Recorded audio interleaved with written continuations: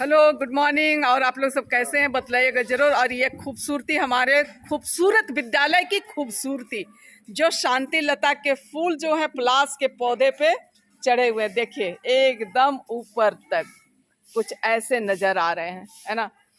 और आप लोग सब कैसे हैं बतलाइएगा जरूर। उम्मीद करते हैं कि आप लोग सब अच्छे होंगे। 2 दिनों की छुट्टी के बाद सरहुल और ईद की छुट्टी के बाद हमारे विद्यालय की ये खूबसूरती आप सबों को मैं दिखला पा रही हूँ।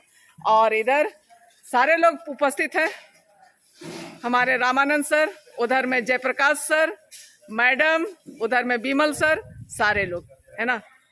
तो फोटो कैसे बना? शांति लता फूल, हाँ देखिए सर लोग भी, मुझे देख करके सर लोग भी बर्दाश्त नहीं कर पाए।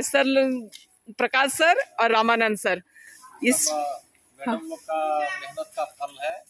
इस सिर्फ पेड़ में फूल को चढ़ा दिए। पेड़ में भी प्रेम लता नहीं, शांति लता।